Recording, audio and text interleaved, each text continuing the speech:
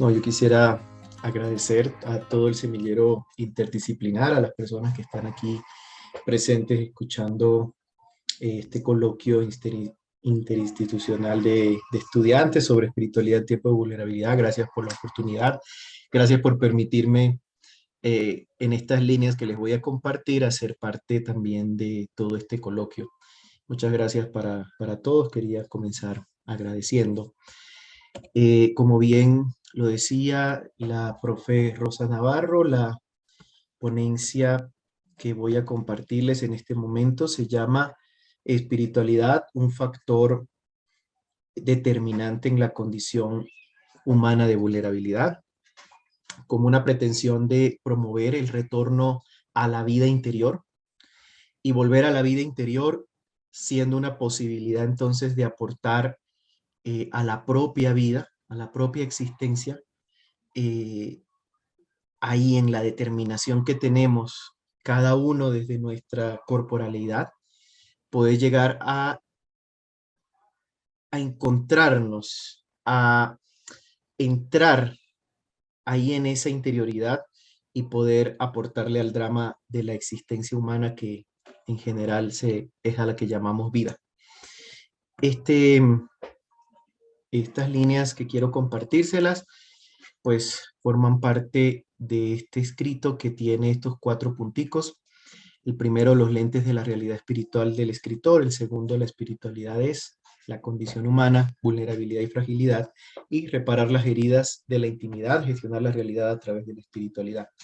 Nos van a acompañar en estas imágenes, en estas diapositivas, un trabajo hermosamente plasmado desde lo corpóreo por la artista Isabel Murillo Lopera, quien tenemos aquí delante con una frase que apertura esta obra de arte que ella hizo para un trabajo que se llama Los cuerpos pululan y que tiene mucha sintonía con lo que les quiero compartir. Por eso quiero, para hacerle también un reconocimiento a ella, arrancar esto diciendo lo que ella plasma en esta secuencia de fotografías que vamos a compartir. Comprender el cuerpo como ese lugar donde ocurren todas las cosas, los sueños, las rabias, los salvajismos, la vida. Muy bien. Entonces, iniciando, quisiera decirles pues que mirar la realidad y especialmente mirar el enfoque o mirar la posibilidad de entender a esta persona que les está hablando o de entendernos cada uno desde dónde nos posicionamos para hablar, es importante para que se pueda entender el resto de cosas. Eh, Cuando nos ponemos unos lentes, nos ponemos una opción de mirar la realidad. Y en esa opción, en esas reflexiones, yo miraba que la construcción del mundo que ha hecho el ser humano, un mundo recreado, un mundo renovado, un mundo a imagen de su capricho en muchas cosas, ha puesto de fondo la gran genialidad de la razón humana, ¿sí? De las capacidades que tiene el ser humano para poder crear y recrear un mundo en el que se puede evidenciar grandes maravillas que son las que hoy por hoy todavía nos dirigen, aparecen, ¿sí? Avances en la medicina, avances en las grandes ciudades, lo estético, bueno, en fin, todo lo genial que el ser humano puede por la capacidad que tiene de recreación, de creación, es evidente. Pero a veces nos hemos olvidado de que también a la par de la gran recreación, de la gran reinvención de la creatividad humana, está también su capacidad destructora, ¿sí? Y esa capacidad destructora en el uso y en el abuso que él hace de la vida y de lo que tiene alrededor de él, ya lo compartía algunos de nuestros compañeros en las ponencias anteriores, provocan rupturas y esas rupturas provocan evidentemente el hecho de que podamos mirar al ser humano como ambiguo. El ser humano no es un ser absoluto, no es un ser íntegro, no es un ser perfecto, es más bien finito, tiene finitud, tiene un límite, nace y muere, y es contingente, es decir, puede estar como no puede estar y es vulnerable. Entonces, cuando el ser humano no tiene la capacidad de asumir esta situación de vulnerabilidad, cuando el ser humano no se da cuenta de que es un cuerpo y el cuerpo es lo más original que tiene de por sí, su condición corpórea, su condición frágil y su condición de finitud y vulnerabilidad, entonces pretendiendo, queriendo hacer un mal uso de su razón como forma de superioridad, entre comillas, es que provoca los grandes desastres que tenemos alrededor del mundo. Cuando el ser humano no forma en su interior, en su capacidad de ser humano, de su definición, la posibilidad de la finitud, entonces es cuando nos creemos infinitos, inmortales, absolutos. Y es cuando empezamos entonces las grandes frustraciones convertidas en dominio, ¿sí? Frustraciones porque nos damos cuenta de que no somos realmente infinitos, de que no somos realmente inmortales, de que no somos realmente absolutos. Y esas frustraciones convertidas en dominio, pues se vuelven en acciones depredadoras y destructoras al medio ambiente, en las relaciones con el otro. Y vamos albergando en nuestra vida cada vez más situaciones que nos convierten y que nos provocan rupturas, grietas, que nos ocasionan heridas, sufrimientos, dolores, enfermedades y muerte.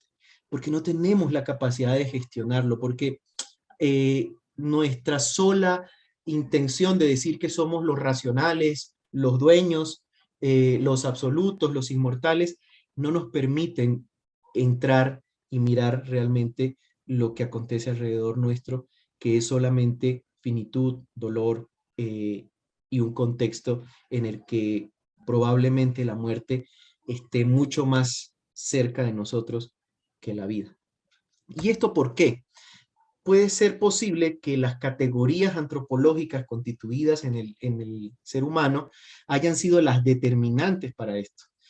El hecho de convencionalmente desde el pensamiento griego creernos que somos racionales y corpóreos y que la racionalidad está superior a lo corpóreo, a lo sensible, a lo intuitivo, a lo más, vuelvo y digo, a lo más real de nosotros los seres humanos, entonces nos ha provocado que nos descuidemos y nos hagamos aparte de la realidad una y total de la que somos solamente parte y no somos ni dueños, ni señores, ni mucho menos los que se convierten en el absoluto para este entorno.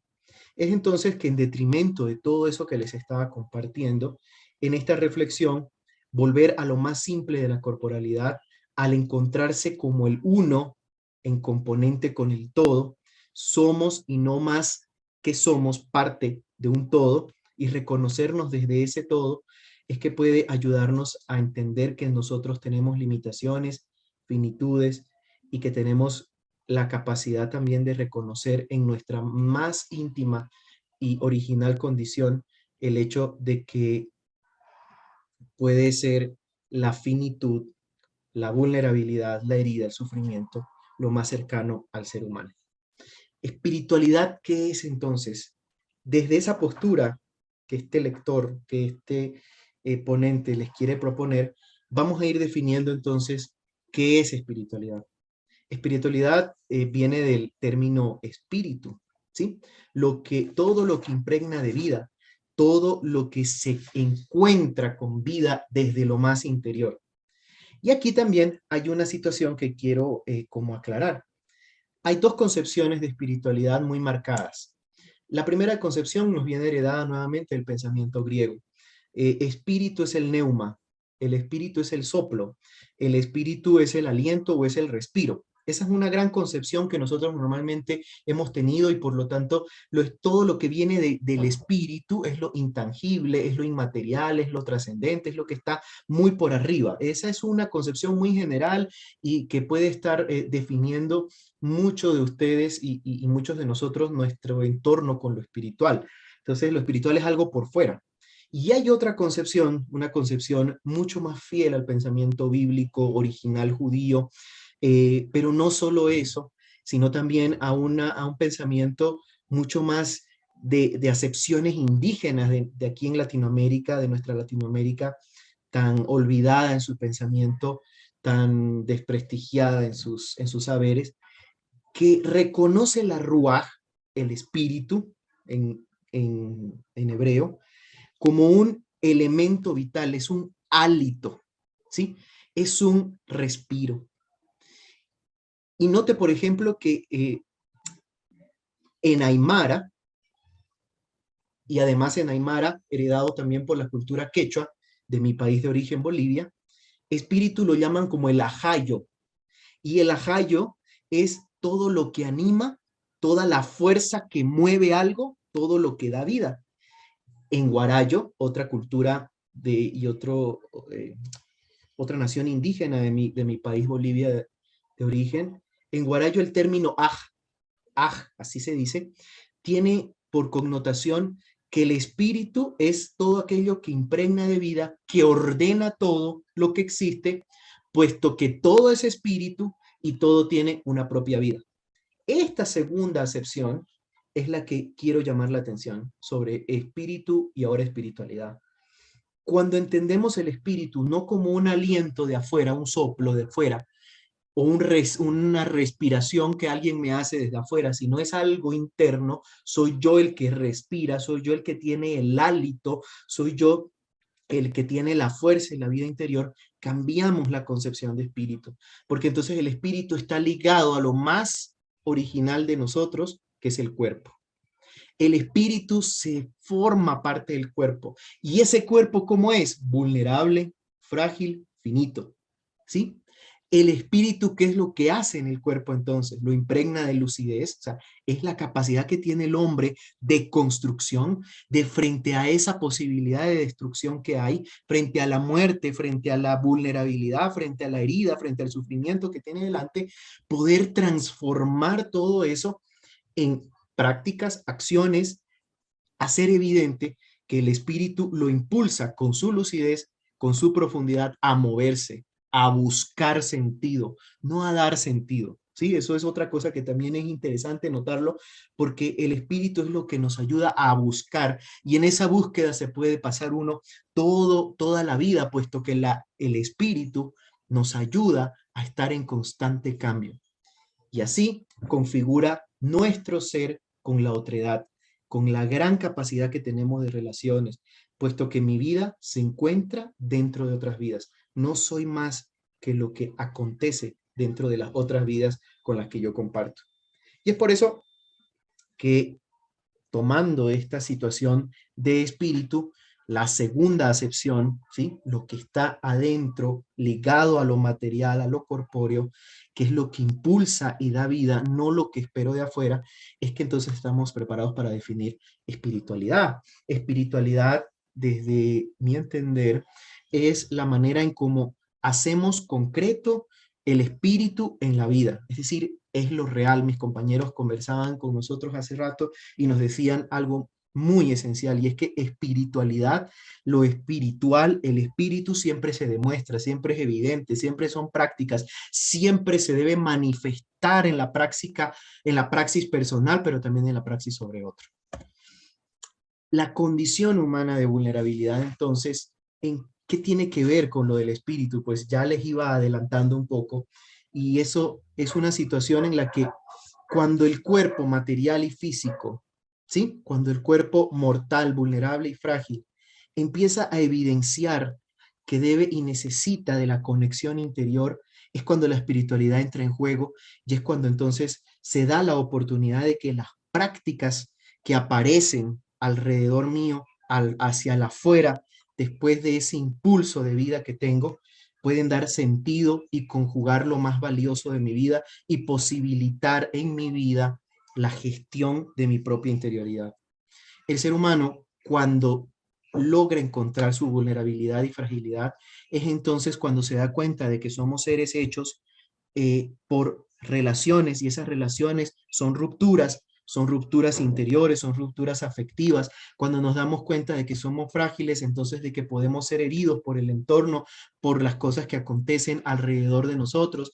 Entonces, cuando el espíritu nos ayuda y nos aporta en encontrarnos con la más primogénea condición vulnerable, es cuando entonces nos empieza a ayudar a salir en una verdadera razón analítica, a propiciar una correspondiente mejora de la salud física y mental, de la búsqueda del bienestar y del encuentro del yo con los otros.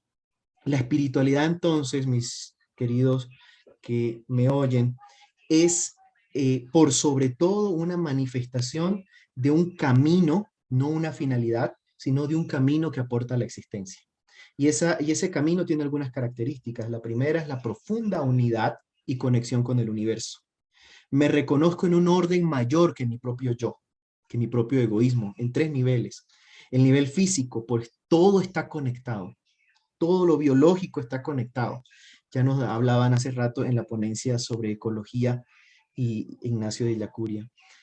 A nivel emocional, somos lo que somos por nuestros vínculos, por nuestras relaciones con otros, y somos a nivel intelectual por nuestros códigos de lenguaje, por nuestros pensamientos, nuestras ideas, por las gramáticas.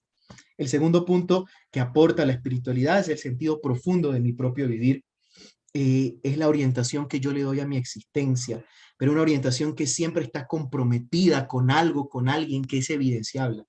Tercero, me despierta la sensibilidad y el cultivo de los valores superiores, la capacidad de asombrarme, la capacidad de amar, de ser afectivo, el aprecio por la vida, de ser un ser humano en gratuidad, en donación y en desprendimiento. Y todo eso generan valores que se convierten luego en valores vitales de vida, la solidaridad, la contemplación, el servicio, la justicia, en fin.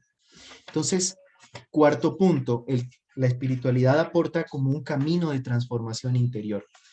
Y ese camino de transformación interior me debe impulsar a prácticas sociopolíticas, necesariamente. Todo lo que gestiono interiormente se debe evidenciar en la sociedad, en la búsqueda de bien común, en toda la capacidad que tengo de transformación de este mundo que nos reclama, ¿sí? Nos reclama tantas presencias que den vida en vez de muerte. Y el último, el núcleo auténtico de la persona. Forma parte del núcleo auténtico de la persona, de lo que la persona trabaja, de lo que la persona es interiormente, lo más esencial que él tiene.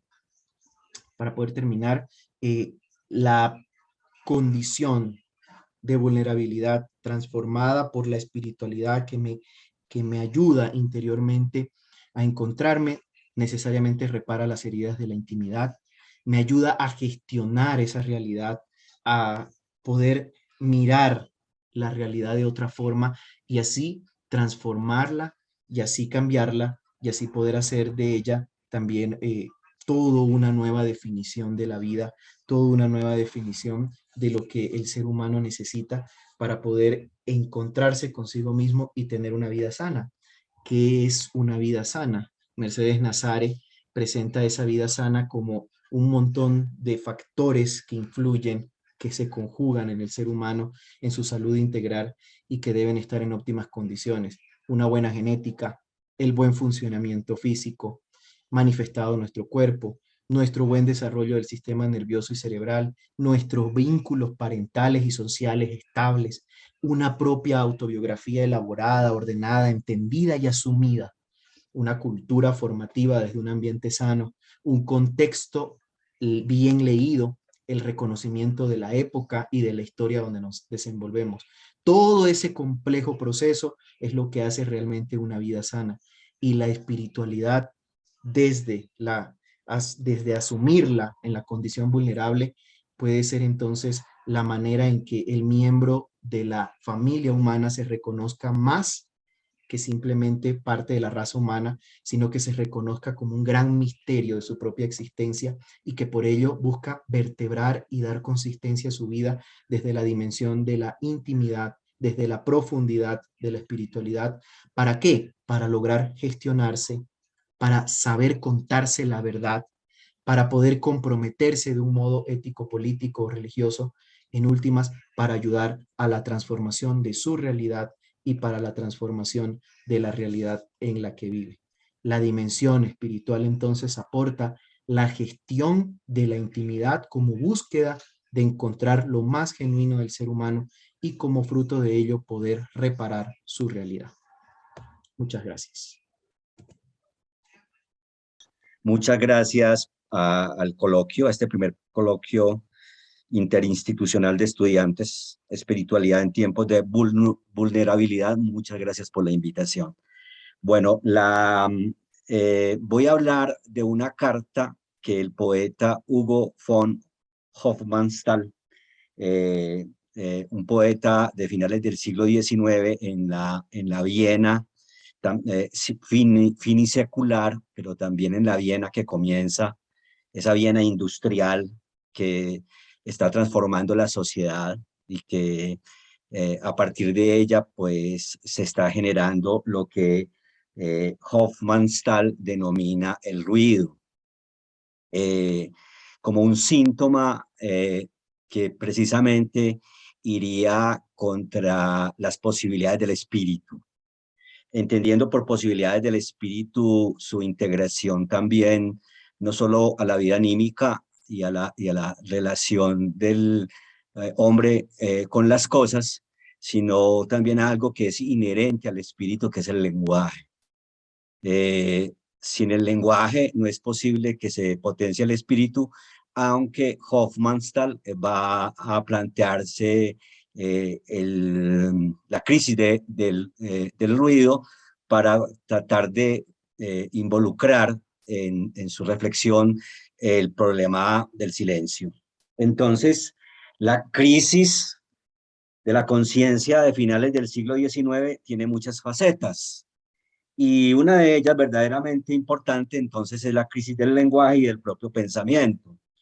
El objetivo de esta charla es mostrar que esa crisis es también una crisis del espíritu y que por la crisis del espíritu, entrando en la crisis y llevando el espíritu a su propia crisis, es posible encontrar una salida, cosa que no parece dentro de la situación de la carta, no parece ser una salida, dado que Hugo von Hofmannsthal, en esa famosa carta, que ya se conoce como carta de Lord Chandos a Francis Bacon, en esa famosa carta parece que entrara en un estado de estupor debido a que la crisis lo ha llevado al enmudecimiento.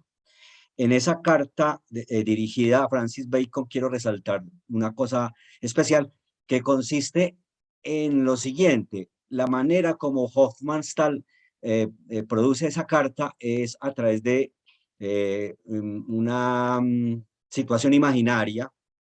Lord Chandos pues prácticamente no es un personaje que exista en la vida real, sino que es un personaje imaginario, es un caballero medieval que de cierta manera quiere como hacer como la contracausa.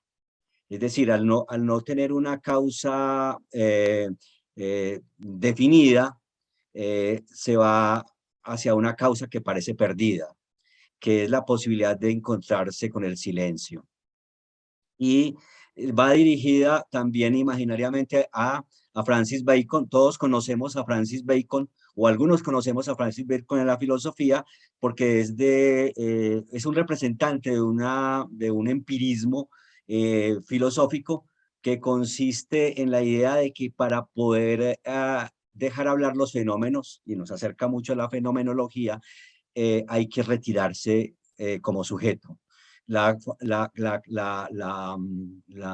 frase distintiva de Francis Bacon es la siguiente: sobre nosotros mismos callemos, apartarnos a nosotros como sujetos y dejar que hablen las cosas. Pero eso es imposible para Hofmannsthal, porque de todas maneras, para que las cosas hablen se necesita un sujeto, o por lo menos un sujeto que sea trastornado por las cosas, al que el mundo lo conmueva y al que el mundo lo trastorne. Entonces, justo porque el mundo trastorna a Hofmannsthal, y en este caso a Lord Chandos, más particularmente a él, justo porque lo trastorna, justo porque hay una crisis del lenguaje, y una crisis del lenguaje que él va a definir como una crisis de la palabrería, de la retórica, del abuso de la palabra, el discurso, incluso el discurso político, la demagogia, Incluso utiliza una palabra en alemán que se refiere a la caca, es decir, cuando nosotros coloquialmente decimos que en este sitio, en este lugar, lo único que se habla es caca, él en una palabra alemana se refiere a esta cosa escatológica, según la cual los hombres determinados por el ruido del lenguaje, parece que no estuviéramos diciendo nada, que el lenguaje ha llegado a una crisis, que el lenguaje ha llegado a tal grado de saturación, a tal grado de retórica, de ínfulas y de discursividad, que Lord Chandos siente esa crisis, le dirige esa carta a Francis Bacon y dice que comienza a perder las virtudes del lenguaje. Un poeta que se había caracterizado por la búsqueda de la forma en el lenguaje y en la poesía, ahora él siente que la forma no le sirve para nada y que cada vez el mundo se le vuelve informe, indistinto, ausente y incaptable, imposible de percibir con el lenguaje. Y entonces, en ese cortísimo prefacio que hace Lord Chandos a Francis Bacon, que se hace llamar también Lord Verulam, dice que la causa de esa renuncia, que el lenguaje está paradójicamente perdiendo sentido, y lo está diciendo en una carta en donde indudablemente tiene que hablar la paradoja según la cual siento que pierdo el lenguaje, pero al mismo tiempo estoy hablando de él. Esa paradoja la ha vivido, digamos, un autor como Robert Musil en El hombre sin atributos. La conocemos también en Muerte en Venecia de Thomas Mann, y la conocemos también por Wittgenstein, cuando alguna vez enuncia este tema de los límites del lenguaje. Todos conocen esa frase, una frase que se ha vuelto también una frase saturada y repetida hasta convertirse en un cascarón vacío. Los límites de mi lenguaje son los límites de mi mundo, pero la salida que tiene Lord Chandos frente a esa conciencia del límite es encontrar el otro lado del lenguaje, un lado imprevisto, un lado que está más allá de la retórica, un lado que está más allá de la destrucción del espíritu por el ruido, por la saturación y por la demagogia. Todos hemos experimentado eso y esto pues lo traslado a la contemporaneidad, porque de todas maneras esta es una carta imaginaria lanzada a un personaje que ya es imaginario, porque ya no es Francis Bacon el personaje del empirismo, sino que ahora la carta es dirigida a nosotros, los lectores, que recibimos también en una época como la nuestra, cargada de ruido y de saturación, y que ya no solamente es el ruido de las palabras, sino que es el ruido de las imágenes, el ruido de las ciudades, la imposibilidad de decir algo esencial, la pérdida del lenguaje como posibilidad de habitar en él, según Heidegger, que plantea que el lenguaje es la casa del ser. En esa pérdida del lenguaje, en esa pérdida de los significantes y de la significación, que podríamos considerar como un estado de locura o como un estado de enfermedad, el quid de la cuestión de esa incapacidad de Lord Chandos de seguir hablando y de ese entumecimiento mental, el destinatario de la carta terminamos siendo nosotros, para los cuales también la experiencia de saturación es palpable. Hacemos ruido todo el tiempo con nuestros aparatos, pero no solamente con nuestros aparatos, sino con nuestras opiniones. La Internet se convierte también en un centro de ruido y de saturación de la información, y entonces es un momento muy especial porque para nosotros también, a nosotros también nos concierne esta carta. Esta carta en la que él de cierta manera la nombra como una enfermedad del espíritu, pero como lo dije al principio, una enfermedad del espíritu también hace un llamado a una salud del espíritu. Una de las relaciones que establezco en la presentación del trabajo es con el fragmento 43 de Heráclito, que dice que el oráculo de Delfos no declara ni dice verdad, sino que hace señas. Eh, lo que Lord Chandos descubre es que la potencia del lenguaje tal vez no está en su declaración, la potencia del lenguaje tal vez no está en su explicación, ni está en su racionalidad. La racionalidad es un instrumento para pensar el lenguaje, pero la racionalidad, como dice Leibniz, por ejemplo, en la monadología, las ideas claras y distintas también tienen un límite. Nunca podremos conocer en absoluto la totalidad. Nunca podremos aprender la totalidad como un absoluto ni abarcar el todo.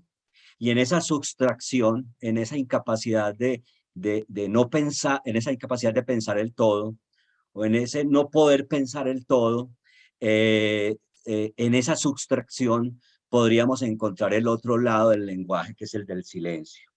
Y esa enfermedad podríamos llevarnos a una salud del silencio. La otra remitencia que tengo es a Nietzsche en un texto que lo encontramos en Así habló Zaratustra, en donde se refiere a la más silenciosa de todas las horas. ¿Qué significa la más silenciosa de todas las horas? Porque el personaje, porque también es un personaje conceptual, como lo es Lord Chandos, siente que le ha ocurrido algo, que está dispuesto a marcharse y alejarse de los otros, así como Lord Chandos siente que se está alejando de los otros y que no puede hablar, pero igualmente como en Lord Chandos, al mismo tiempo que se aleja de los otros y se aleja del ruido y el ruido de la plaza pública y el ruido de la muchedumbre que le concierne, también siente que la más silenciosa de todas las horas, en el caso de Zaratustra, una irritada señora que le habla y que lo amonesta, le dice que regrese o que retorne al silencio, ¿sí? Es más, la más silenciosa de todas las horas le habla a Zaratustra de manera susurrada. Y le habla de manera susurrada diciéndole a Zaratustra que poco importa él como personaje, ¿cierto? ¿Qué importas tú, Zaratustra? Di tu palabra y hazte pedazos. Eh, Todavía te falta hacerlo bastante humilde, eh, metamorfosear toda la piel o todas las 7 pieles para poder llegar a encontrar las palabras más silenciosas. Dice la voz susurrante que amonesta Zaratustra. Las palabras más silenciosas son las que traen la tempestad. Pensamientos que caminan con pies de paloma mueven o dirigen al mundo.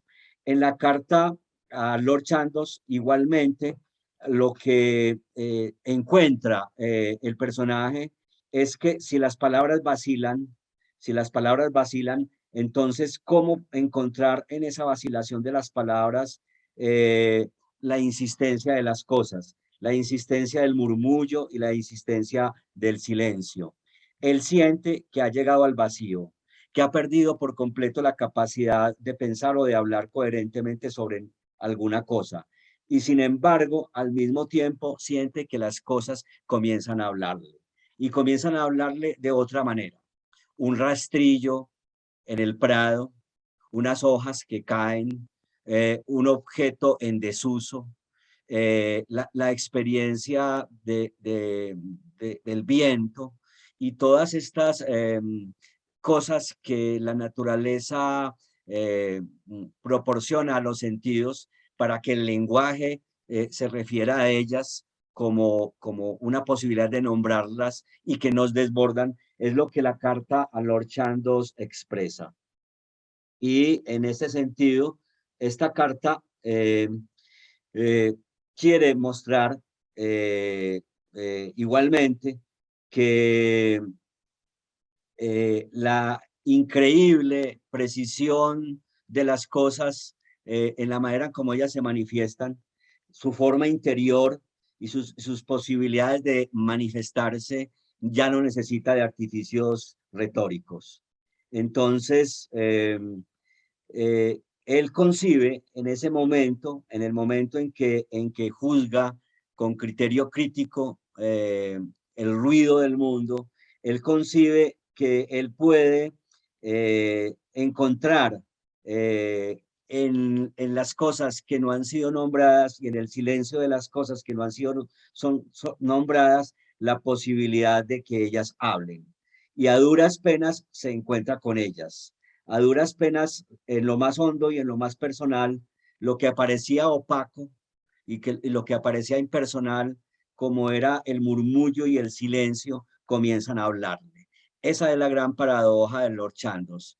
Primero, a través de la carta, le expresa a Francis Bacon que el mundo hace ruido, pero por otro lado, comienza a sentir un oleaje que lo desborda, un oleaje de una vida espiritual que parece rebasarle y llenarle la copa, porque en su expresión pareciera que no caben para decirlas. Digamos, tal vez que la esencia de la poesía, y dicho con Heidegger, que es la manifestación de las cosas en el lenguaje para que el poeta pueda nombrarlas y pueda construirlas, son las que comienzan a hablar allí donde hemos interrumpido el silencio.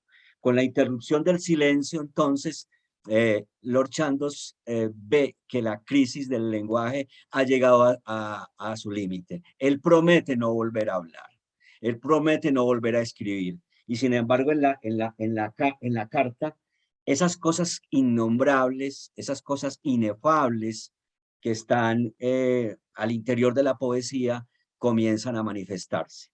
Eh, yo recuerdo a William Carlos Williams cuando refiriéndose a la manifestación de las cosas en el lenguaje, el poeta William Carlos Williams decía la siguiente frase: ¿cuánto depende de una carretilla roja reluciente de lluvia junto a blancas gallinas? Esa carretilla roja reluciente de lluvia junto a blancas gallinas son imágenes del mundo que regularmente no observamos. Y esas imágenes del mundo que regularmente no observamos, pero que están en nosotros como huellas, eh, José Luis Pardo los llama estetogramas, es decir, huellas que están inscritas en nosotros y que hacen aparecer el mundo, un mundo que murmura y un mundo que habla en el mismo silencio de su aparecer. Esas cosas que hablan y que murmuran son las que realmente Lord Chandos está intentando captar. Es decir, Lord Chandos cree no, se encuentra espiritualmente con el mundo de las cosas justo allí donde ha cuestionado el dominio de los hombres sobre las cosas. Cuando los hombres intentan dominar las cosas a través del lenguaje, a través de la retórica, a través de la explicación, a través de una extrema racionalidad instrumental, encuentra que al otro lado es posible nombrar las cosas eh, que expresan el oleaje de una vida superior y el oleaje de una vida interior. Una regadera, dice Lord Chandos, un rastrillo abandonado en el campo, un perro tomando el sol, un humilde cementerio, un lisiado, una choza de campesino. Todo esto puede convertírseme en recipiente de mi revelación. Cada uno de estos objetos y otros mil similares, por sobre los cuales la mirada se desliza de costumbre, con obvia indiferencia, es de pronto capaz, sin que nada logre evitarlo, en ese momento, de adquirir para mí un carácter tan solemne y conmovedor que todos los vocablos me parecen pobres para expresarlo. Muchas gracias y hasta aquí mi charla. Ricardo, muchísimas gracias por tu intervención, que entre todas las que ha habido durante la mañana, evidentemente reluce en filosofía. Y eso está bien, porque sí necesitamos en ocasiones ir al fondo de los asuntos y de las preguntas que el ser humano se ha hecho a lo largo de la historia y cómo estos filósofos se las ingenian para encontrar salidas a las grandes preguntas humanas. A mí me quedó sonando cuando cesa el dominio del hombre sobre las cosas, entonces yo preguntaría, ¿allí se recupera lo otro de sí? Eso es oculto de lo humano, que quizás esa racionalidad instrumental de la que tú hablas, exacerbante, exacerbada, ha pues ocultado durante tantos años y que no permite a lo largo de la historia de la humanidad que emerja de manera reluciente ese silencio que da salida a eso otro para que las cosas hablen, ¿no? No sé si te estoy interpretando mal o qué estoy haciendo aquí, porque yo filósofa propiamente no soy. No me estás interpretando mal. Además, eres filósofa en el momento en que estás interpretando, porque la filosofía pues también es una posibilidad de interpretación, si nos vamos pues a la hermenéutica. Es decir, interpretar tiene también una connotación musical. Es decir, como cuando se interpreta una melodía, interpretas las cosas que me estás oyendo, la interpretas de una manera que me parece pertinente. Por ejemplo, yo quiero señalar a una gran poeta colombiana llamada María del Socorro Vélez Calle, como ella, por ejemplo, a través de las cosas menudas de la existencia y que son del espíritu, porque hay una vocación sagrada también a pesar de que es una experiencia profana del poeta Lord Chandos, al mismo tiempo es una experiencia sagrada. Y en los bordes de lo sagrado y de lo profano estamos nosotros tratando de encontrar el mundo que se nos escapa justo allí donde pretendemos dominar.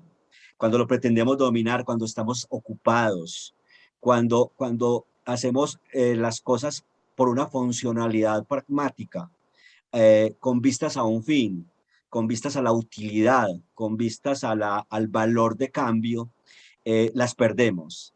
Pero si nos aquietamos, si entramos en la zona de silencio, ellas comienzan a hablarnos. Por ejemplo, ella dice algo tan elemental que usted lo ha experimentado seguro en la vida cotidiana, cosas como estas. En el sartén, el silencio del aceite, roto por las truchas. Y este otro, la iguana en el árbol, es una rama. Son poemas que son muy cercanos al espíritu oriental, al espíritu del haiku, sí. En esas inmediaciones de las cosas, cuando aparecen en el lenguaje y que son también huellas porque las hemos observado. Heráclito, por ejemplo, observando a unos niños jugando en la playa con piedritas, dice que eso es el devenir, que el devenir se parece a unos niños que juegan con piedritas sobre la playa. Y cosas tan elementales como esta. La flor sacude el rocío, salta el grillo. Las hemos visto, las hemos percibido, sí. Y el silencio es una palabra que no es una palabra, decía George Bataille. Es una palabra que no es una palabra, porque como somos seres del lenguaje, incluso el silencio puede ser convocado por las palabras para que hable, ¿cierto? Y para que hable más allá del ruido que hacemos sobre el mundo. Entonces no estabas tan alejada con tu pregunta, no estabas tan alejada del acto filosófico que es el de la pregunta y la vocación de interpretar. Muchas gracias, Ricardo, de verdad, por tu intervención, porque ahorita también, en la experiencia de Eti, ella juega con las palabras y habla del silencio y de cuando desaparezcan las palabras, ¿no será mejor que quede finalmente un gran silencio? Ella se aproxima un poco también en esa búsqueda caótica dentro de su existencia y dentro de los quiebres propios de la vulnerabilidad propia de su momento histórico, como el que vivimos también nosotros en este momento, Ricardo, y al que seguramente por eso la inquietud tuya de escribir, ¿no?, se hizo evidente. Queremos darte las gracias, Ricardo, por tu presentación. No sé si hay alguna aproximación por el chat, pregunta, reflexión. Tenemos un par de minuticos en este momento, si alguna persona quiere preguntar o levantar su manito. Aquí tenemos de Kedler, dice: mil gracias, estimado profe Ospina. Muy profunda su intervención por tratarse de reivindicar la fuerza del silencio en sentido del cardenal Robert Sará contra la dictadura del ruido y la saturación del ruido. En relación a Hofmannsthal, pasado por Bacon, Wittgenstein y Nietzsche, según usted, Hic et Nunc, ¿en qué sentido el silencio, no sé si soy capaz de pronunciar eso, Taumasein, me podría ayudar no para callarnos pasivamente, sino para aprender mejor la realidad de los vulnerables? Es decir, posibilitar una nueva espiritualidad para en la historia, con sus modos de posibilidades y de apertura, siendo lugares teológicos y por ende de salvación. La pregunta de Kedler Licius. Sí, no, muy bella pregunta. Hölderlin, el poeta y filósofo también, dice que solo en el peligro está lo salvador. Sí, lo que salva, sí, solo en el peligro. Y el mayor peligro hoy es ese, ¿cierto? La racionalidad técnica que se ha enseñoreado sobre la naturaleza y sobre los hombres, que los ha convertido en mercancías y en objetos, nos ha hecho vulnerables. Muchas veces cuando pensamos la filosofía, cuando pensamos la vida en común, porque sobre la vida en común, la filosofía comienza planteándose la vida en común. Heráclito plantea la idea de que el logos es algo común, pero que permanecimos dormidos frente a esa cosa que nos es común a todos, ¿sí? Y clama por la posibilidad de que nos despertemos, de que rocemos el rayo. Él dice, el rayo gobierna la totalidad del mundo, es decir, lo súbito, lo abrupto que nos abre el horizonte del mundo y que justamente se da en esa posibilidad de retiro. Ese retiro nunca es apolítico. O sea, ni el retiro de Heráclito, ni el retiro de Zaratustra, ni el retiro de Epicuro, por ejemplo, es apolítico. O sea, no es una cosa que sea ajena al mundo, que no sea compasiva con los seres y con las cosas, que no esté involucrado en la situación del mundo. El retiro también tiene una política, que es una política de la comunidad, una política del ser uno con otro, ¿cierto? En donde las relaciones entre unos y otros no se pueden expresar únicamente porque ese es el predominio general en términos de domesticación, alienación, explotación, represión, ¿sí? Empobrecimiento de mundo en el sentido económico y en el sentido espiritual.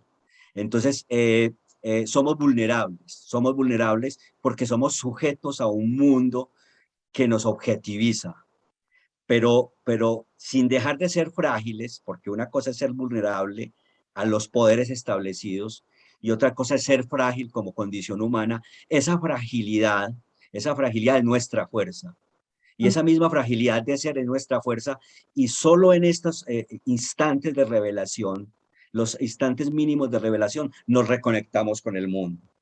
Voy a leer un último poema de María del Socorro Vélez, que es otra manera de responder. María del Socorro Vélez es Premio Nacional de Poesía José Manuel Arango. En el borde de una nube espero a la luna.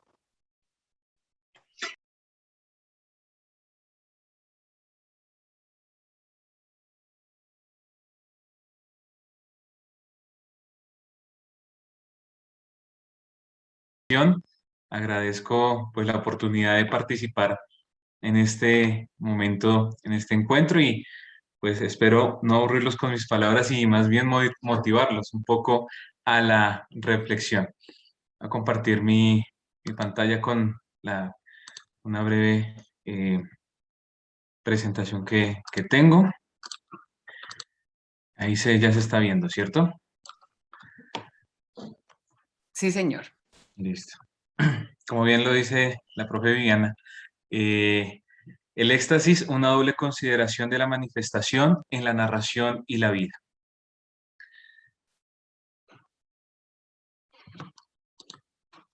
Chan, chan, chan.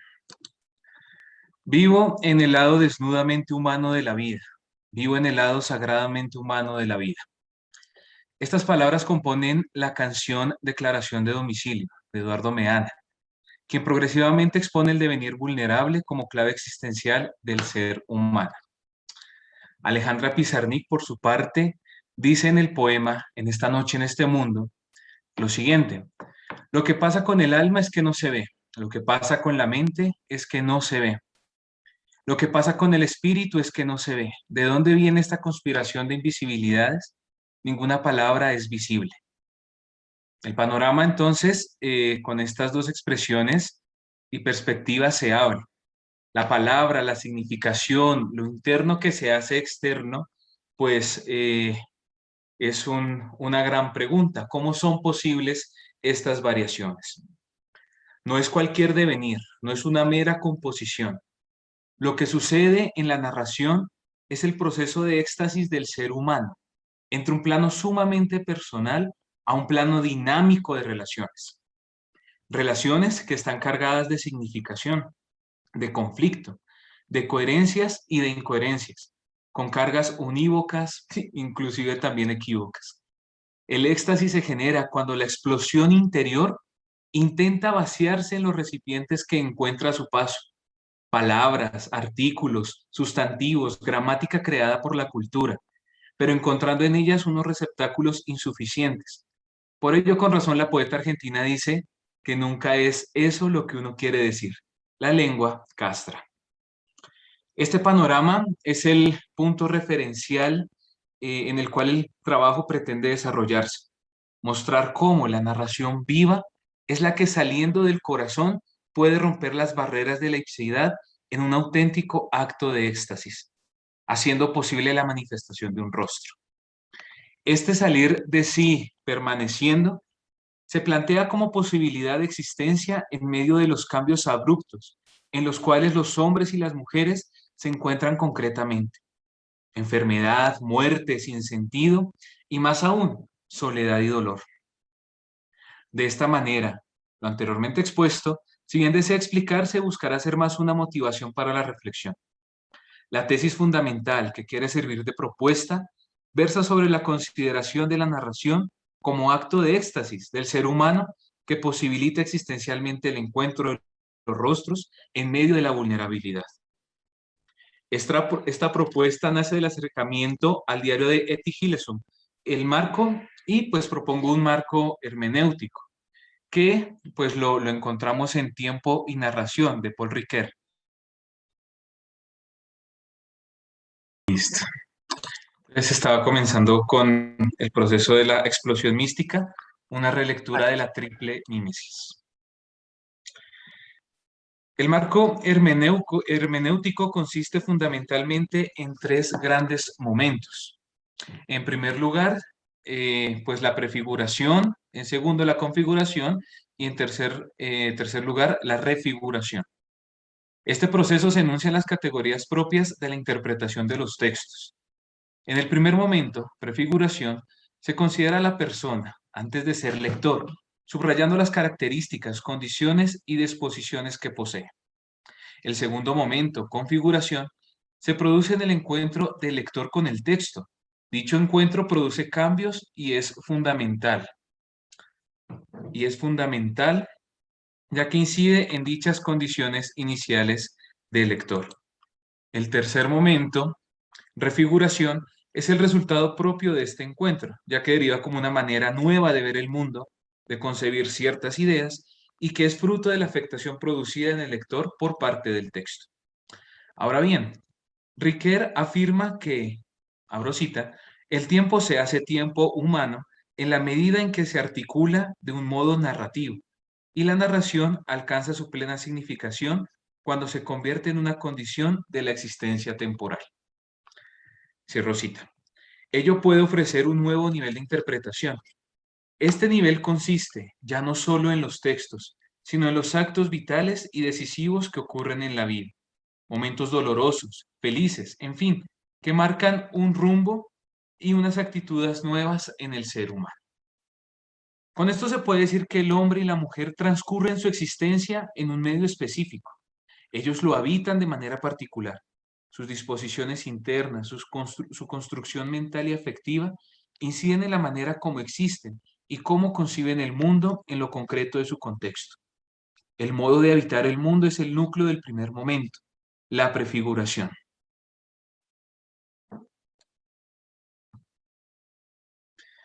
Tal sería el caso de Etty Hillesum, quien, por ejemplo, narra, cito, mientras pailadeaba en su bicicleta por la calle, volvió a presentarse aquel descontento, ese buscar inquieto y ese sentimiento de vacío detrás de las cosas que la hacía sentir insatisfecha con la vida. Cierro cita.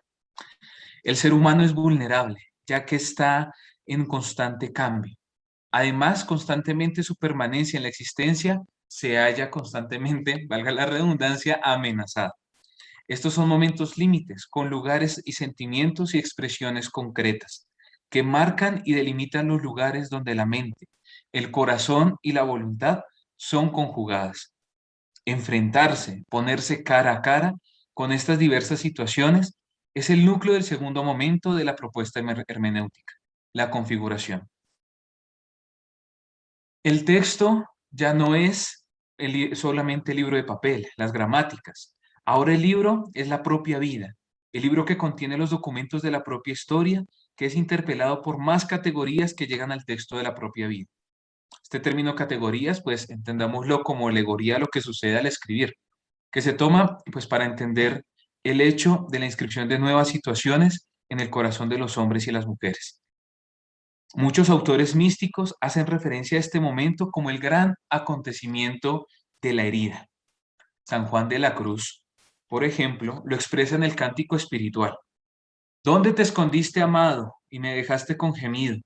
Como el siervo huiste habiéndome herido, salí detrás de ti clamando y era sido. Ah, ¿quién podrá sanarme? O también en llama de amor viva. Oh llama de amor viva, que tiernamente hieres de mi alma en el más profundo centro. La herida en la narración de Etty muestra que se trata de un deseo que viene de lo profundo y que le hace decirse, que es posibilidad y alternancia para descubrirse siendo e irse construyendo, recomponiendo interiormente y finalmente sorprenderse ella misma con la riqueza infinita, de la que sin embargo nunca ha dejado de formar parte.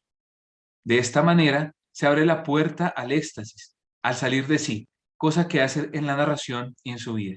Eso fue una cita de Navarro.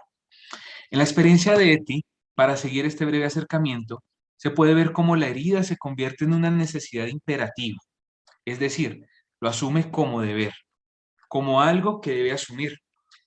Dice, creo que debo hacerlo por la mañana antes de empezar a trabajar, meterme en mi interior, escuchar lo que hay dentro de mí, sumergirme dentro de mí misma. Cierro cita.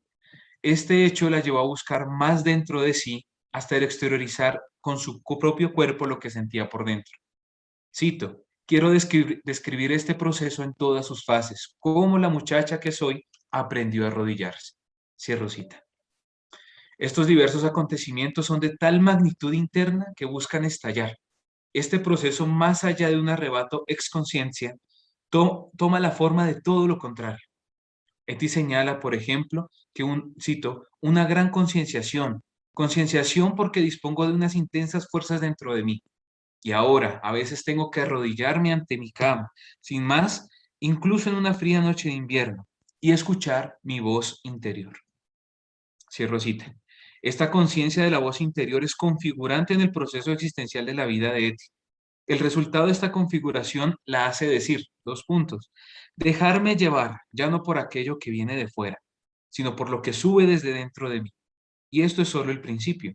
lo sé, pero ya no es un principio inestable, ya está consolidado. La segunda parte, la explosión mística, la narración de la voz en el corazón que se hace vida. En aquello que está consolidado se sitúa el tercer momento, la refiguración. La amada, empleando el lenguaje místico, se ha encontrado con la causa de la herida. El lector se ha dejado afectar por el texto, recordando a Riquet. El ser humano ha abierto su conciencia y en esta refiguración se habla de conciencia no solo como el acto mental, sino como la cooperación entre mente, corazón y cuerpo como una unidad articulada. Esto es sumamente importante. La refiguración de Eti, por ejemplo, la conduce a conclusiones de cambio en su forma de pensar y de obrar. Cuando, por ejemplo, dice, cito, por supuesto que todo el mundo crea desde su interior su propio destino, pero como se sitúa uno interiormente ante los acontecimientos de la vida, eso sí que determina el destino. En eso consiste la vida. Cierro cita. De esta manera, las consecuencias del encuentro, de la herida, de la afectación, de la configuración, son manifestadas en una nueva manera de habitar el mundo.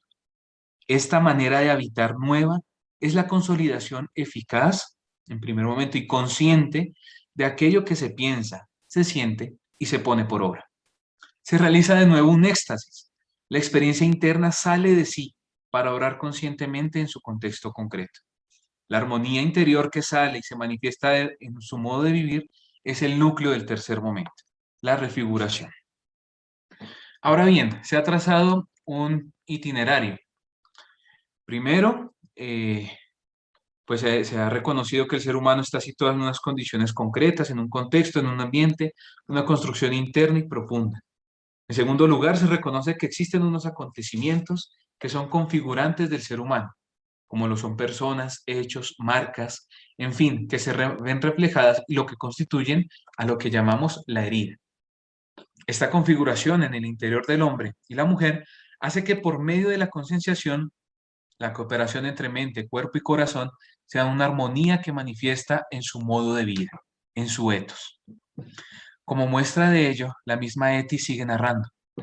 Siempre que tengo relación con la gente, intento comprender cualquier tipo de manifestación humana, de quien sea, siempre que me sea posible.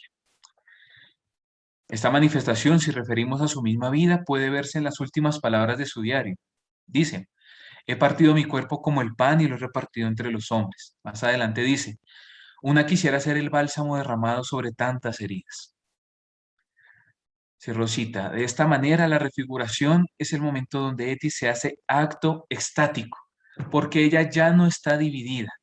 Es la misma Eti quien escribe y se narra, la que siente y anhela, la que ora. Palabras tomadas de Navarro. Ahora bien, sin duda alguna, la primera referencia a la voz del corazón que hemos tocado es San Agustín. Las palabras del sermón 225 se puede recordar que, dice él, la palabra que está en el corazón no es griega ni es latina. Más aún, es anterior a estas lenguas. Busco para ella el sonido. Busco una especie de vehículo. Busco algo mediante lo cual llegue a ti, aunque no sea parte de mí. Cierro cita. Eti, por su parte, encuentra que lo que hay en ella no se puede expresar fácilmente en el papel. Dice, sin embargo, sigue siendo un juego en torno a lo esencial. Hay algo que se queda aprisionado muy dentro de mí. Tampoco es fácil penetrar hasta el fondo de las cosas con las palabras. Por ello es importante recordar lo que dice el santo de Hipona en el sermón 288.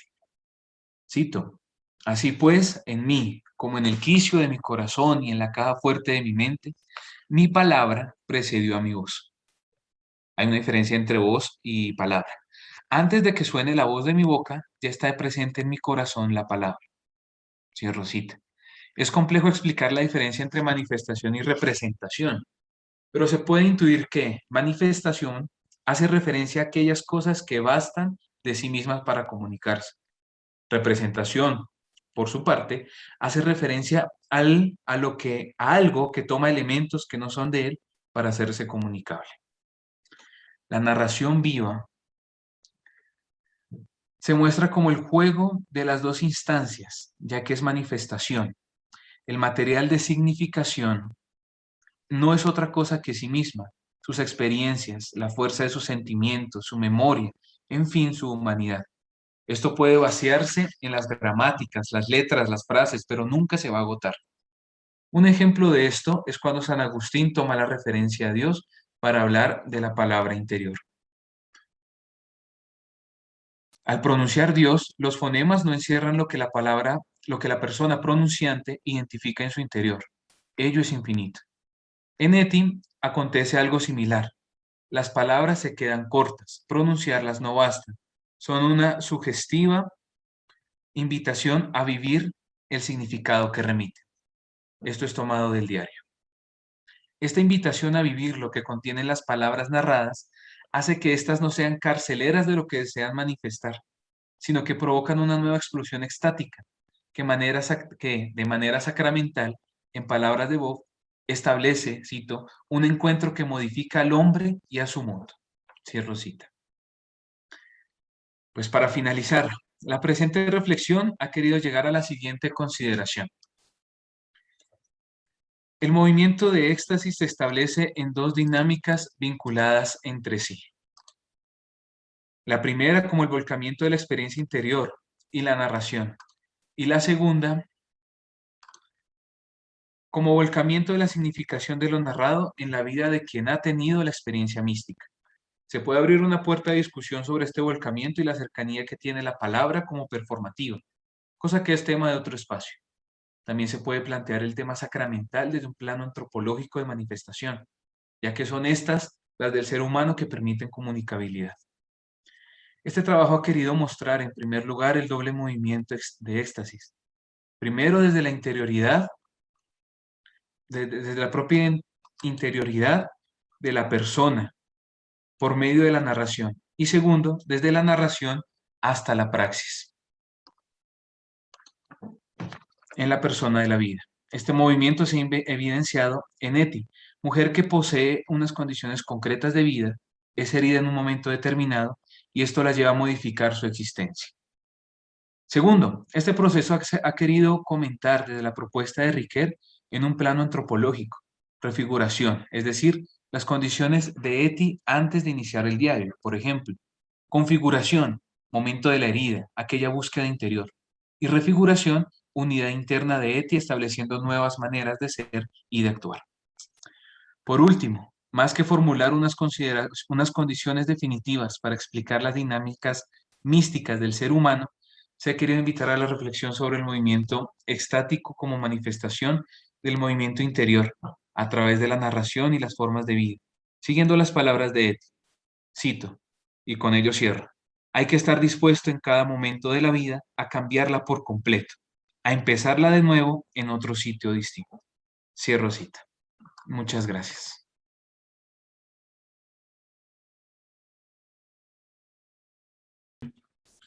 Pues ante todo, dar una fraternal saludo pues al comité organizador de este coloquio y pues disculparme por esta pequeña falla.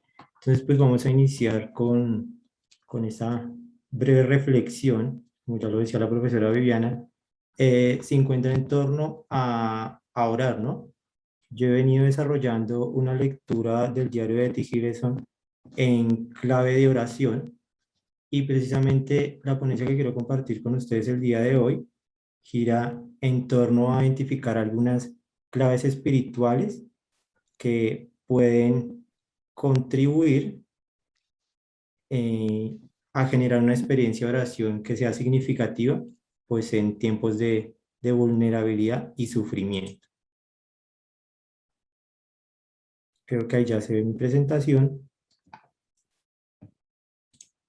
Entonces, como ya lo decía, pues tomo como iluminación la lectura del diario de T. Gileson, iniciando que el objetivo de esta ponencia es postular algunas intuiciones en torno a la oración y a la memoria del sufrimiento, como ya lo decía, tomando como iluminación los ecos que subyacen a la lectura del diario de T. Gileson, quien a lo largo de su itinerario espiritual permite vislumbrar que su proceso de búsqueda de sentido y el cultivo de su inteligencia espiritual va más allá de un movimiento de introspección, sino que la lleva a construir un lugar para el encuentro con Dios, incluso en medio de la memoria del sufrimiento. Un lugar en el que de forma sencilla y sin ningún tipo de protocolo, en y desde lo cotidiano del acontecer de la realidad del sufrimiento que viven tantos hombres y mujeres en el mundo, construye una experiencia significativa de oración con los ojos abiertos al mundo. Un proyecto de seguimiento, tomo esta cita del diario, la chica que no sabía arrodillarse, la chica que aprendió a orar. La chica que en medio de la adversidad, en una actitud de confianza, se abandona en las manos de Dios y adentrándose en sí misma, reconoce a Dios como centro de su persona, comprendiendo su interior como el templo en el cual habita Dios. Compara la presencia de Dios en su interior con un pozo, abro cita. Dentro de mí hay un pozo profundo y ahí dentro está Dios. A veces me es accesible, pero a menudo hay piedras y escombros taponando ese pozo y entonces Dios está enterrado. Hay que desenterrarlo de nuevo. Eti se reconoce amada, descubriendo que dentro de todo el caos que habita en su interior hay un espacio para Dios, que ilumina su vida interior en medio de lo cotidiano y de la dura realidad por la que atraviesa su pueblo y por la dura realidad que atraviesa ella misma. Ahora bien, el germen de la oración ha sido sembrado en Eti, de tal modo que se dispone para el encuentro, no como quien establece un protocolo para organizar una rutina, sino como quien se sabe iniciando un proceso de aprendizaje y debe estructurar un itinerario para su práctica, para entrar en diálogo y comunión con Dios, escuchando su voz interior, tomando una postura corporal específica, como lo es el arrodillarse, para saberse amada y dejarse amar. Entonces, dentro del texto vamos a desarrollar 4 claves espirituales. La primera de ellas, buscar un tiempo en lo cotidiano para orar. La segunda corresponde a un lugar para la oración. La tercera, una postura corporal y un gesto para el encuentro con Dios. Y finalmente, una oración sin protocolos con los ojos abiertos al mundo. Primero, buscar un tiempo en lo cotidiano para orar. Eti reserva un tiempo, abro cita. Estar una media hora todas las mañanas antes de trabajar y escuchar mi voz interior. Se trata de media hora en silencio con una misma. Cierro cita. Eti reorganiza sus actividades y se dispone, abriendo la puerta a su ser interior, en medio del silencio y la soledad, para descubrirse amada en medio de su caos interior y ser capaz de decir: te doy gracias, Dios mío, porque la paz y la tranquilidad reinan en mi interior, gracias a la fuerte autoridad que ejerces tú. Cierro cita. La disciplina y la reserva de un tiempo personal para el encuentro consigo mismo se constituyen la posibilidad de encontrarse con el amado y saberse amar, con un amor que permea todas y cada una de las acciones cotidianas, un amor que se abre a la escucha y permanece con los ojos abiertos al mundo.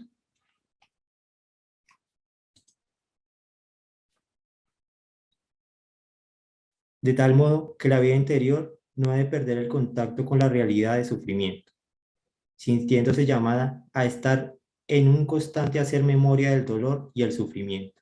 Abro cita. Hay que tener un contacto estrecho con el mundo real de hoy día y tratar de encontrar un sitio en él. No se puede vivir con los valores de siempre, ya que podría desembocar en la política del avestruz. Cierro cita. Se trata de un tiempo que al inicio de su itinerario se describe como un tomarse algunas horas en la mañana y con el paso de los días va adquiriendo un nuevo matiz. La reserva de un tiempo se convierte en una interpelación, no solo para Eti, sino también para cada uno de nosotros, hijos de una época llena de ocupaciones, distracciones, incluso de las pantallas y la tecnología, que median cada una de las relaciones y la definición de los espacios, reduciendo estos a una posibilidad de no encontrarse en el silencio o de pensar en la oportunidad de frenar el frenético movimiento de los desplazamientos para poder ver el rostro de Dios en aquel que sufre y dejar entrar a Dios en el pozo interior. El miedo a estar solo y contemplando lo que sucede alrededor aterra a muchos y a otros tantos prefieren esconder la cabeza como la avestruz, temerosos de reconocerse vulnerables y dejarse amar por Dios. Segunda clave, un lugar para la oración. No se precisa de un lugar en específico para orar. Eti oraba en el baño, en el pasillo, en el patio, en su habitación, incluso mirando a la ciudad por la ventana. Oraba en los barracones y en la memoria del sufrimiento de su pueblo. Eti ora en lo cotidiano, sin mediar un protocolo para buscar un monasterio o una capilla. Ella ora en su habitación. Se arrodilla sobre la alfombra de coco en un baño desordenado. Cita tomada del diario. Eti nunca se unió a un grupo de oración o a una asamblea de creyentes. Su oración adquiere un carácter privado, en el que más importante que el lugar es la posibilidad de encontrarse con Dios, adentrándose en una relación vital con éste, que se manifiesta en lo cotidiano. De tal modo que para encontrarse con Dios son variados los lugares. Podría decirse que Dios se hace el encontradizo en medio de la realidad, incluso en medio del sufrimiento y la vulnerabilidad humana. La experiencia de oración de Eti va más allá de encerrar a Dios en un lugar, como quien escucha un eco que golpea los muros y se ciega a la posibilidad de colaborar con Dios y perder su centro, hacia el cual se dirige dentro de su búsqueda. Tercera clave. Una postura corporal y un gesto para el encuentro con Dios. El cuerpo también participa en la oración. Abro cita. Hoy de madrugada, en el grisáceo crepúsculo matutino, en un ascenso de desánimo, me encontré de pronto en el suelo, arrodillada entre la cama deshecha de Han y mi máquina de escribir, encorvada, tocando el suelo con la cabeza, un gesto con el que pretendía buscar un poco de paz. La corporabilidad se describe entonces como un gesto de disposición y humildad de quien se abre al encuentro con Dios.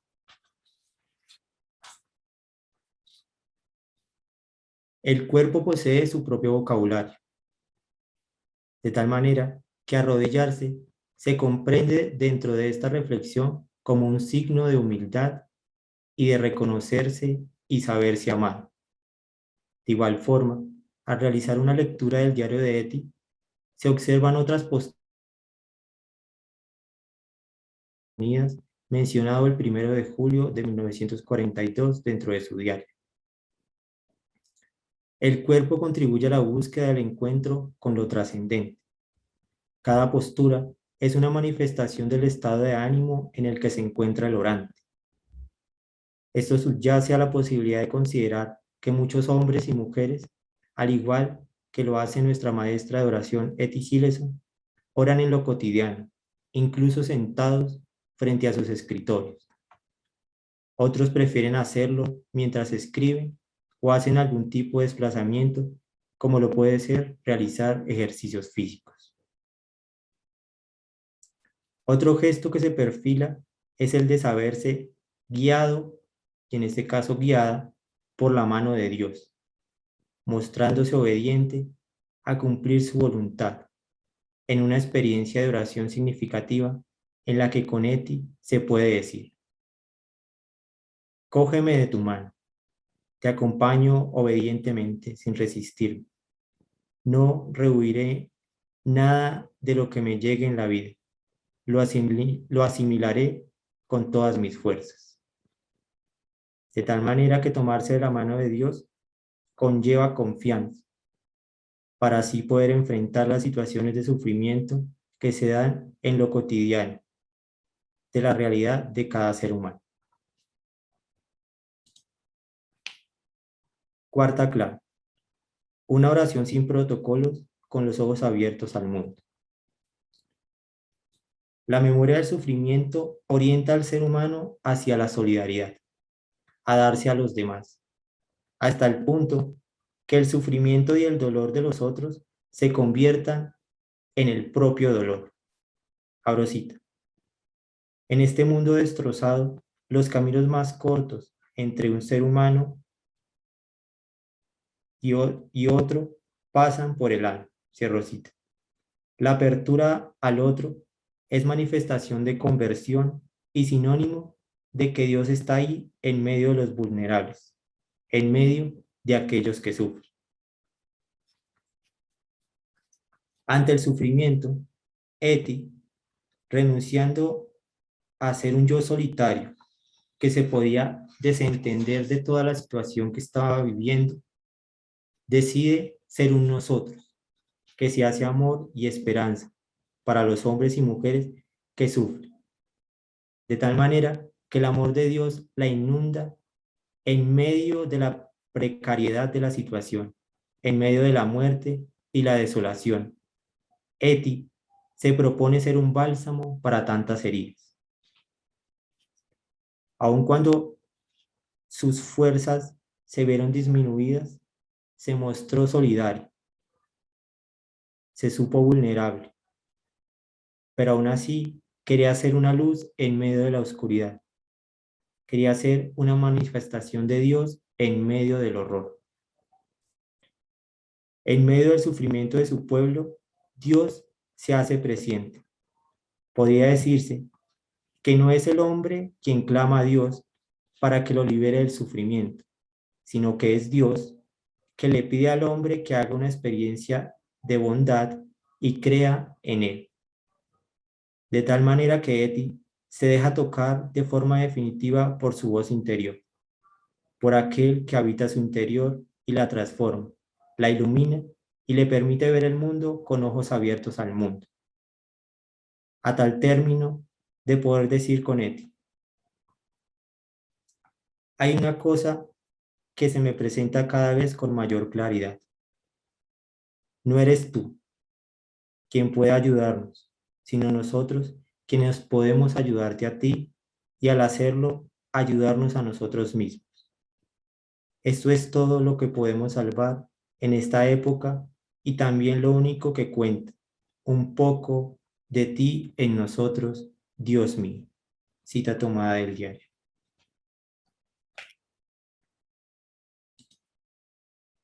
Ahora compartir algunas conclusiones que se generan de esta breve reflexión. La experiencia de oración en Eti Hillesum conlleva un proceso de aprendizaje que implica volver al interior e encontrarse consigo mismo y en el silencio e incluso en la soledad para iniciar la búsqueda hacia el encuentro con Dios, con una actitud de confianza y abandono en sus manos. Segunda conclusión. Orar desde la memoria del sufrimiento conlleva escuchar la voz interior, estando atento y atenta a lo que sucede a su alrededor, poniéndose al servicio de los otros, estando con los ojos abiertos al mundo, no encerrados en una especie de celda interior que nos aísla de la realidad, que nos aísla de lo cotidiano y que no permite que seamos luz y seamos bálsamo en medio de los horrores, en medio del sabernos vulnerables, en medio del sufrimiento. Orar con los ojos abiertos al mundo significa hacer memoria de los que sufren y son vulnerados, es reconocerse amado y ser capaz de en lo cotidiano ser manifestación del amor de Dios. Y aun cuando el mundo demuestre que todo está perdido y que la oscuridad puede haberse apoderado de todo, hemos de ser luz y fuente de esperanza en medio del sufrimiento. Esa sería mi reflexión que quería compartir con ustedes en este día.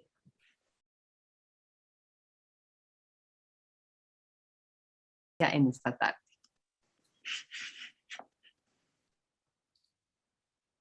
Muy buenas tardes para todos y para todas. Para mí es un gusto poder acompañarles en este momento, en esta tarde.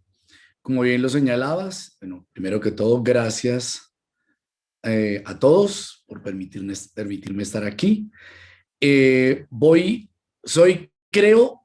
Antes de iniciar, creo el que está un poco distante en el sentido del autor, pero sí en el tema. En el tema es, como lo señalo en el resumen,